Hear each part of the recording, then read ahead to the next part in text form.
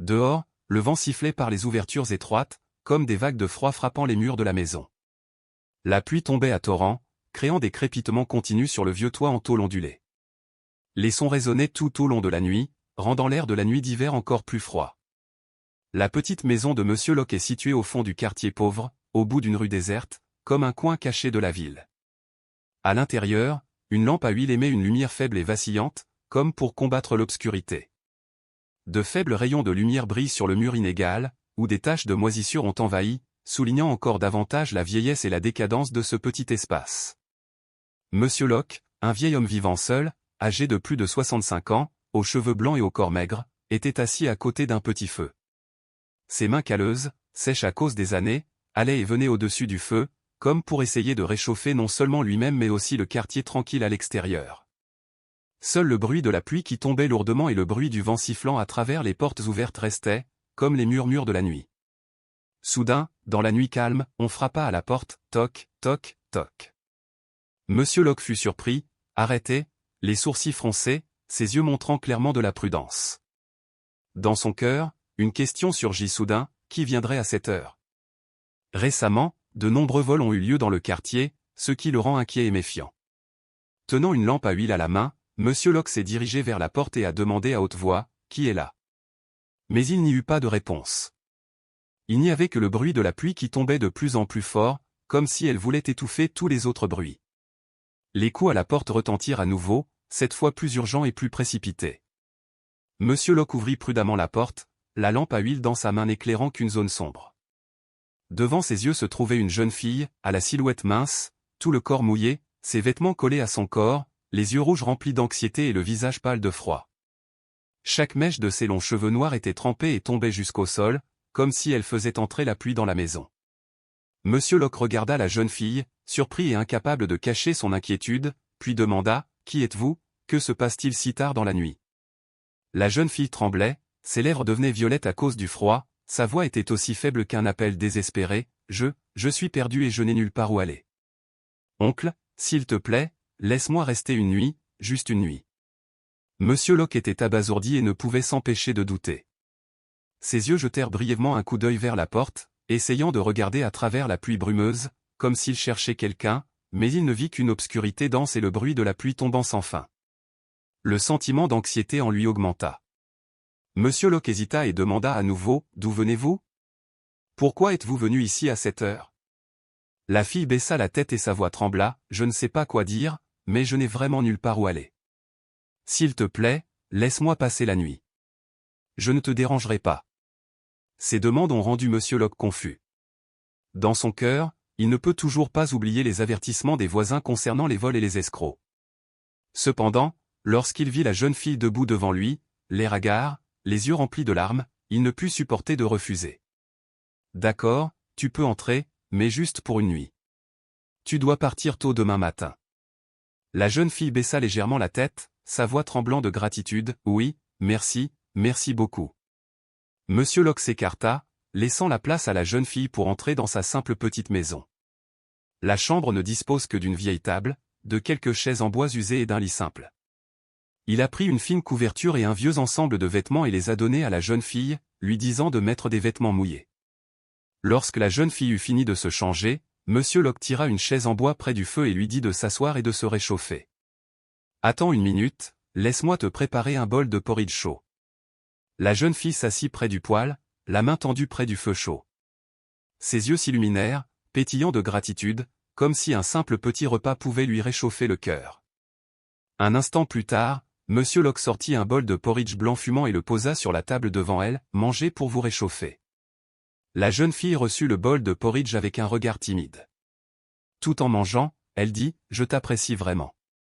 Sans toi, je ne sais pas à quoi ressemblerait ce soir. » Monsieur Locke ne répondit pas, se contentant de regarder tranquillement la jeune fille manger, un sentiment à la fois de pitié et d'inquiétude montant dans son cœur. Après qu'elle ait fini de manger, il a pris un oreiller supplémentaire et lui a dit, « Mettez la couverture sur la chaise et allongez-vous pour vous reposer. Allez dormir. Partez tôt demain, pour que je n'ai pas une mauvaise réputation. » La jeune fille le regarda, les yeux humides, « Merci beaucoup. » Monsieur Locke hocha légèrement la tête et retourna dans son lit. Même s'il était allongé, il ne pouvait pas dormir. Son esprit ne cessait de tourner autour de l'image de la jeune fille étrange et de son apparition soudaine dans la nuit froide et pluvieuse. Incapable de dormir, il se réveilla à nouveau et se rendit à la cuisine pour préparer une théière de thé chaud. Dans le salon, Mie était toujours recroquevillée sur le vieux lit, la fine couverture étroitement enroulée autour de son corps. En entendant des bruits venant de la cuisine, elle se réveilla et s'assit timidement. « Est-ce que tu dors si tard ?» demanda doucement Mie, sa voix mêlée d'un peu d'embarras. Monsieur Locke sortit de la cuisine, tenant une théière chaude à la main, la posant sur la table à côté d'elle. « Alors je ne pourrai pas dormir ?» Il la regarda avec des yeux affectueux. « Comment te sens-tu » Mie hocha légèrement la tête, ses yeux brillants de gratitude. « Je vais beaucoup mieux, merci beaucoup de m'avoir aidé. » Monsieur Locke la regarda, ses yeux doux mais toujours porteurs d'un peu de réflexion. Il tira une chaise et s'assit en face d'elle, puis lui proposa une tasse de thé. « Comment t'appelles-tu ?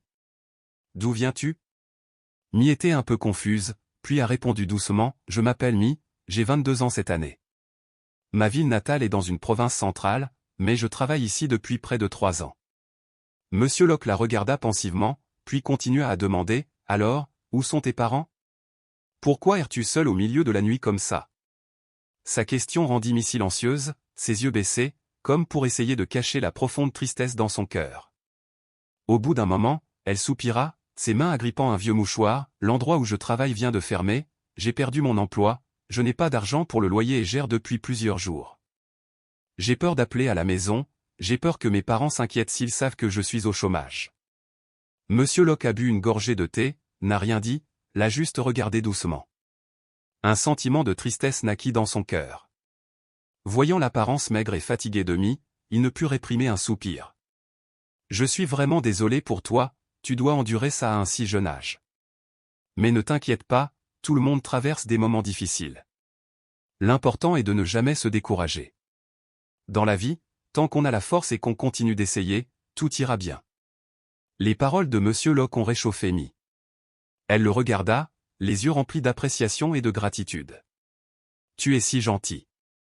Je ne m'attendais pas à ce que dans cette ville étrange, il y ait quelqu'un prêt à aider quelqu'un comme moi que je ne connais même pas. » Monsieur Locke sourit légèrement, puis ses yeux devinrent soudainement lointains, comme s'il s'enfonçait dans de profondes pensées.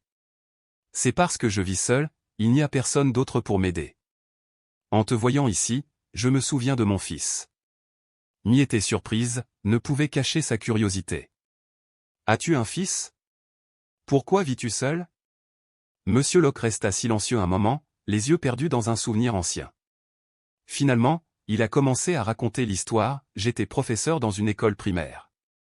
Ma femme est décédée prématurément et j'ai élevé mon fils seul. » Sa voix était basse, ses yeux rouges semblaient contenir une profonde tristesse, mais il essayait de réprimer ses émotions.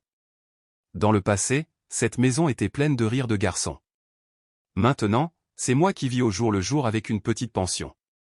Chaque fois que je te vois, je me souviens de mon fils. Je me demande comment il vit maintenant. J'ai écouté, me sentant étouffé par le chagrin. Elle ne s'attendait pas à ce que l'homme devant ses yeux, bien qu'il vive dans la solitude et le dénuement, soit toujours prêt à ouvrir son cœur pour aider un étranger. Elle parla doucement, la voix soudain baissée, comme si elle s'étouffait d'émotion. « Tu es une bonne personne, je crois que peu importe où ira ton fils, il ne t'oubliera pas. Peut-être qu'un jour, il reviendra. » Monsieur Locke secoua légèrement la tête, souriant tristement. « Je l'espère. Mais maintenant, je ne peux que continuer à vivre, en faisant ce que ma conscience me dit de faire. Quant à vous, n'abandonnez jamais. Comprenez-vous ? Tout le monde n'a pas de chance dans cette vie. Mais tant que vous n'abandonnez pas, Dieu ne vous décevra pas. » Les paroles de Monsieur Locke ont profondément ému Mie. Elle baissa la tête et le remercia encore. Dans son cœur, un sentiment de chaleur et de confiance l'envahit soudain. C'était un sentiment qu'elle n'avait pas ressenti depuis longtemps, puisqu'elle devait errer dans des rues étranges et solitaires que personne ne connaissait. La nuit recommença à se calmer, comme si elle s'installait en attendant une nouvelle aube. Mie était tombée dans un profond sommeil, mais Monsieur Locke ne pouvait s'empêcher de se sentir mal à l'aise. Il se leva, sortit et s'assit sur une petite chaise sur le porche, tenant toujours la lampe de poche comme une habitude dont il ne pouvait pas se débarrasser. La lumière vacillante de la lampe à huile rebondissait sur les vieux murs, rendant l'espace encore plus calme. Ses yeux regardaient intensément vers la porte, comme s'il attendait quelque chose, comme s'il s'accrochait à un fragile espoir. Dehors, le vent sifflait à travers la porte, entraînant avec lui le bruit froid de la nuit d'hiver. Soudain, Monsieur Locke fut surpris et releva la tête. Cette fois, le bruit était plus clair, c'étaient des pas légers mais précipités devant la porte. Il se releva aussitôt, serrant le bâton qu'il avait préparé près de la porte. « Qui est là-bas » il a crié. Sa voix résonnait dans la nuit silencieuse. Mais il n'y eut pas de réponse, seulement le bruit du vent qui soufflait fort, faisant grincer le vieux toit de tôle ondulé comme les gémissements du temps. Monsieur Locke a ouvert la porte, tenant une lampe de poche et désignant directement le portail. La faible lumière de la lampe vacillante éclairait les buissons le long de la route, les rendant sombres dans l'obscurité. En un instant, une ombre passa, puis s'arrêta brusquement. Monsieur Locke a crié de panique et a couru rapidement vers le portail, mais la silhouette avait disparu dans la ruelle sombre comme si elle n'avait jamais existé. Il s'arrêta, respirant rapidement, ses mains tremblant de froid et de tension. Même s'il ne l'avait vue que brièvement, cette silhouette lui donnait l'impression que quelque chose lui était très familier, mais il ne pouvait pas se rappeler de qui il s'agissait. De retour chez lui, une vague inquiétude surgit dans son cœur. Il ferma bien la porte, vérifia chaque recoin de la maison, puis retourna au salon. Voyant M toujours profondément endormie, il ne put s'empêcher de se demander si cette fille avait quelque chose à voir avec cet inconnu, ou si elle était simplement une victime accidentellement prise dans cette étrange histoire. Mais lorsqu'il regarda son visage pâle, ses yeux bien fermés et sa respiration régulière, Monsieur Locke sentit son cœur s'adoucir. Non, ses yeux n'étaient pas ceux d'une mauvaise personne. C'est juste quelqu'un qui a rencontré le malheur. Il marmonna pour se rassurer, puis se recoucha et essaya de se rendormir. Tôt le matin, les premiers rayons du soleil se sont glissés à travers la vieille fenêtre, illuminant la petite maison de Monsieur Locke. L'air frais mais froid le réveilla en sursaut. Ses yeux étaient sombres à cause d'une longue nuit d'insomnie. Monsieur Locke a tendu les bras et a senti une différence dans l'espace environnant. Lorsqu'il regarda autour de lui dans le salon, il réalisa que M n'était plus là. La vieille couverture était soigneusement pliée sur la chaise, et les vêtements qu'elle portait la nuit dernière étaient également soigneusement pliés et placés à côté de la table. Une petite boîte et une lettre soigneusement posées sur la table le surprirent. La main de Monsieur Locke trembla tandis qu'il prenait la lettre et l'ouvrait. « Merci beaucoup de m'avoir ouvert votre cœur et de m'avoir aidé hier soir. Votre gentillesse m'a vraiment touché et je crois que vous êtes un père merveilleux. Je sais que vous souffrez et êtes toujours tourmenté par les choses du passé, en particulier à propos de votre fils. J'espère que vous ouvrirez cette boîte, car à l'intérieur se trouve quelque chose de très important. Je crois que lorsque vous le verrez, vous comprendrez tout. » La jolie petite boîte en bois semble avoir vieilli avec le temps. Monsieur Locke ouvrit la boîte, les yeux pleins de curiosité et d'excitation. Lorsque le couvercle de la boîte s'est détaché, il a été stupéfait. À l'intérieur se trouve un bracelet familier, ancien mais toujours intact. C'était le bracelet que son fils portait depuis son enfance, un cadeau qu'il lui avait offert à l'occasion de son 50e anniversaire. Ses mains tremblaient, les larmes coulaient silencieusement. Une série de souvenirs revinrent, l'image de son petit-fils, l'époque où la famille était encore au complet, et la douleur insupportable lorsque le père et le fils se disputaient, provoquant le départ de leur fils. Il a continué à lire le reste de la lettre, s'étouffant à chaque mot, « Tu n'es pas un étranger. Tu es le meilleur ami de mon fils. Il m'a demandé de lui rapporter ce bracelet pour t'excuser. Pendant de nombreuses années, il a toujours vécu dans le regret de ton départ. Tu lui manques beaucoup, mais il n'a pas le courage de revenir. Chaque fois qu'il te mentionne, il se sent lourd. J'espère que tu ouvriras ton cœur et que tu lui pardonneras. Une chance de recommencer.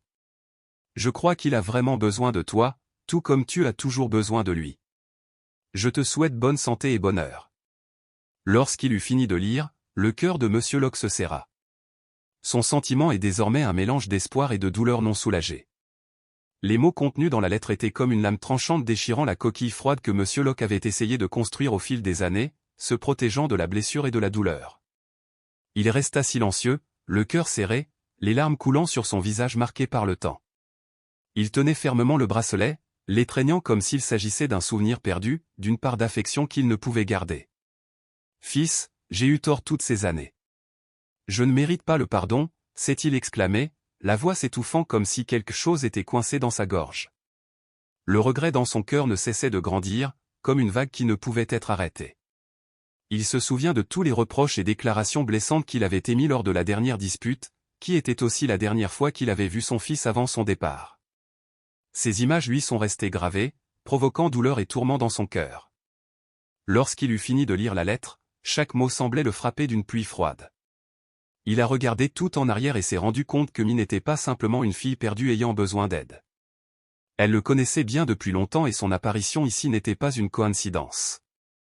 Mie est venue ici non seulement pour aider un étranger, mais elle est venue pour accomplir une noble promesse, la promesse d'aider son fils à renouer avec son père, de l'aider à revoir son fils après de nombreuses années de séparation. Tout au long de la nuit, Monsieur Locke n'a pas pu oublier les yeux chaleureux et les paroles aimables de Mie. Toutes ces actions n'étaient pas simplement de la gratitude, mais contenaient également une profonde affection, une préoccupation qu'elle avait pour un ami, en qui elle avait confiance et en qui elle promettait de l'aider à accomplir ce qu'il désirait le plus. Elle n'est pas seulement celle qui apporte l'espoir, mais aussi celle qui sème les graines d'un amour durable. Assis à table, Monsieur Locke était plongé dans ses pensées, laissant tranquillement ses émotions s'installer dans son cœur. Pour la première fois depuis de nombreuses années, son cœur se sentait à nouveau chaud, comme un petit rayon de lumière brillant dans une nuit sombre. La promesse de Mie, ses yeux, tout cela lui a donné un nouvel espoir, une forte motivation. « Fils, quoi qu'il arrive, je t'attendrai toujours. Je n'abandonnerai jamais. J'attendrai certainement que tu reviennes, » murmura Monsieur Locke en regardant au loin la fenêtre par où la lumière du matin filtrait progressivement. La détermination dans son cœur est devenue plus forte que jamais. Si son fils n'est pas assez courageux pour revenir, c'est lui qui le retrouvera. Peu importe les difficultés qu'il doit surmonter, il ne cessera jamais de chercher son fils. Et ce matin-là, dans un espace matinal calme, un petit rayon de lumière dans le cœur stérile de Monsieur Locke a ouvert un nouveau voyage, un voyage plein d'espoir et de sens. Une semaine plus tard, un matin, des bruits de pas ont retenti devant la maison de Monsieur Cash. Alors qu'il sortait sur le terrain, un homme se tenait là, les yeux remplis de larmes, comme s'il ne pouvait pas croire ce qu'il voyait. « Papa, voici Tuan, » dit l'homme, et à ce moment-là, Monsieur Locke n'en croyait pas ses yeux.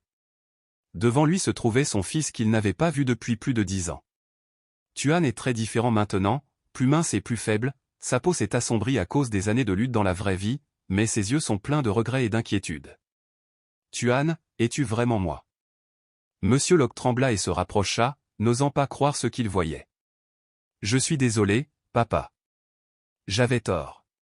Je regrette d'être parti, » s'étouffa Tuan, s'agenouillant devant Monsieur Locke, les yeux remplis de larmes. Incapable de contrôler ses émotions, Monsieur Locke s'est précipité en avant et a serré son fils dans ses bras, père et fils se sont embrassés et ont sangloté. Leurs larmes se mélangeaient, une combinaison de joie et de douleur accumulée au fil des années de séparation. Dans la petite maison, ils étaient assis côte à côte, partageant des histoires oubliées par le temps, des histoires sur les années de séparation, les malentendus qui duraient si longtemps. Tuan a parlé de ses années d'errance, joindre les deux bouts avec chaque travail, mais pendant ce temps, il se souvenait toujours de son père, avait toujours envie de revenir, mais avait peur de ne pas pardonner. « Papa, ce jour-là, j'étais trop enfantin, j'étais trop impulsif. Je pensais que j'avais raison, mais je n'ai pas compris que tu voulais seulement le meilleur pour moi, » a déclaré Tuan, la voix étouffée. Monsieur Locke était sans voix, sa main doucement posée sur l'épaule de Tuan, comme un geste à la fois de réconfort et de regret. « Papa aussi est en faute, » dit-il d'une voix calme et pleine de tristesse. « Papa était trop strict et a refusé de t'écouter.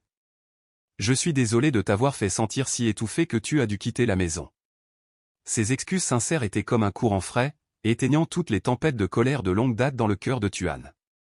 Le père et le fils étaient assis tranquillement, les larmes coulant, mais cette fois c'étaient des larmes de soulagement, de pardon et de profonde compréhension.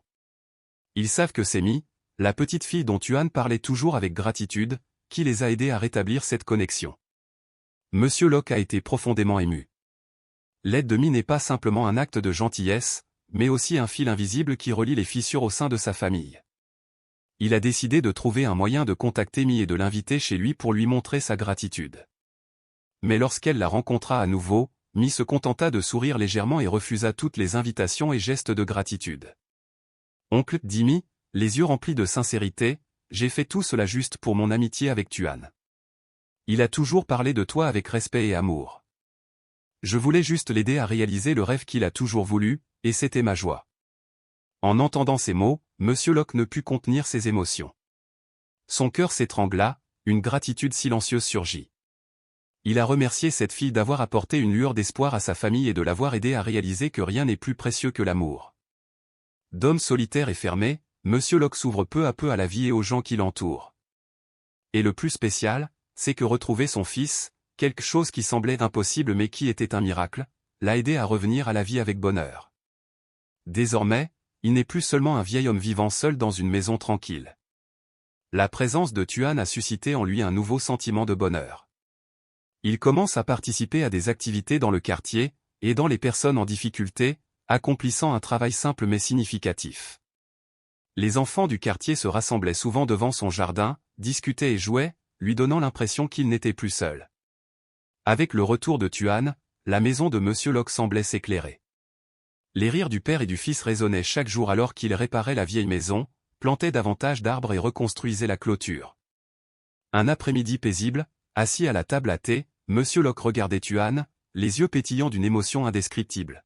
« Je pensais que je vivrais seul pour le reste de ma vie, mais maintenant que tu es de retour, j'ai l'impression d'être à nouveau en vie. » Tuan le regarda avec des yeux pleins de détermination et d'amour. « Je resterai à tes côtés, papa, pour rattraper les années passées. Papa n'est plus seul. » Et ce matin-là, lorsque la chaude lumière du soleil brillait à travers la petite fenêtre, éclairant la simple maison de Monsieur Locke, un sentiment de sérénité et de chaleur se répandit dans tout l'espace. Le bruit de Tuan réparant dans l'atelier d'électronique résonnait régulièrement, mêlé au rire joyeux de Mie et des enfants du quartier qui jouaient. Après ces retrouvailles, Tuan a décidé de rester dans sa ville natale et de recommencer. Avec peu d'économie et le soutien dévoué de Monsieur Locke, il a ouvert un petit atelier de réparation d'appareils électroniques en plein village. Même si l'atelier était encore modeste, le dévouement et le travail habile de Tuan ont rapidement attiré le soutien des gens de la région. Monsieur Locke, non seulement père, mais désormais aussi compagnon, aide son fils à gérer l'atelier de réparation, à vérifier le matériel et à apporter son soutien si nécessaire. Parallèlement au développement continu de l'usine, les commandes des villages voisins augmentent, apportant une source de revenus stable et aidant la famille de Monsieur Locke à échapper à des circonstances difficiles. La famille de Monsieur Locke a progressivement changé, non seulement en apparence mais aussi en âme, grâce à l'apparence de Mie. Elle est devenue un pont solide entre Monsieur Locke et son fils, un père qui se noyait autrefois dans la solitude et son fils qui n'avait plus été proche depuis longtemps. Lorsque Tuan a invité Mie à travailler comme directrice de l'usine, ce n'était pas seulement un travail, elle a également apporté une brise nouvelle, jeune et énergique à leur petite maison. Mie aide non seulement Tuan à gérer son entreprise, mais répand également de la joie et de la chaleur dans les repas simples mais remplis de rire de la famille. Ces dîners, bien que peu luxueux, étaient confortables et copieux. Elle plaisantait souvent avec Monsieur Locke, « Mon oncle, est-ce que tu embauches une belle fille ?» Les mots de Mie étaient comme une douce suggestion, rendant l'atmosphère de la maison encore plus joyeuse. Et même si personne n'a rien avoué, tout le monde peut ressentir la chaleur qu'elle apporte. Les repas simples semblent faire partie de la vie quotidienne, mais ils contiennent un grand changement. Monsieur Locke, avec un doux sourire, regarda Tuan et Mie, les yeux remplis de bonheur, « Je meurs d'envie que tu me tiennes dans tes bras. Depuis que j'ai des enfants, cette maison s'est beaucoup égayée. » Les mots étaient simples mais profonds, reflétant le changement dans son âme. D'une personne qui a vécu dans une solitude à long terme, il a progressivement ouvert son cœur et redécouvert le bonheur à travers des choses apparemment petites mais extrêmement importantes. Ces moments sont un témoignage vivant du pouvoir de la gentillesse et du pardon. L'histoire de Monsieur Locke, Tuan et Mie est une grande leçon sur le changement et les opportunités. Tuan, autrefois un enfant séparé, grâce au soutien et à la sympathie de Mie, a eu l'opportunité de reconstruire sa vie et de guérir ses blessures du passé. Mie, même si elle venait d'une situation difficile, sans foyer, est devenue le connecteur, la colle qui maintenait ensemble les morceaux brisés de cette famille. Elle a non seulement aidé Tuan à retrouver confiance en elle, mais elle a également apporté de la joie et de l'espoir à Monsieur Locke.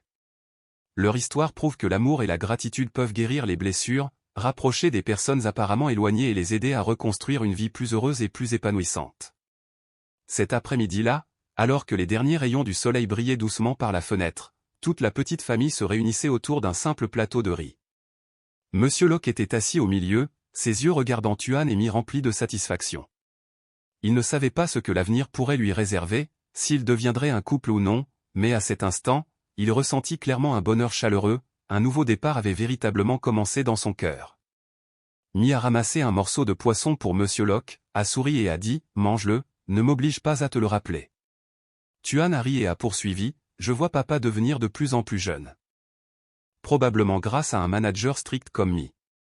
Les blagues, bien que simples, reflètent une merveilleuse harmonie au sein de la famille. À ce moment-là, Monsieur Locke souriait simplement en regardant ses proches, sentant dans son cœur que c'était le plus vrai bonheur. Un long processus de solitude, d'erreurs et de regrets s'est terminé, laissant une famille réunie et complète. Et à ce moment-là, il sut qu'un nouveau départ avait véritablement commencé, non seulement pour lui, mais aussi pour Tuan et Mi.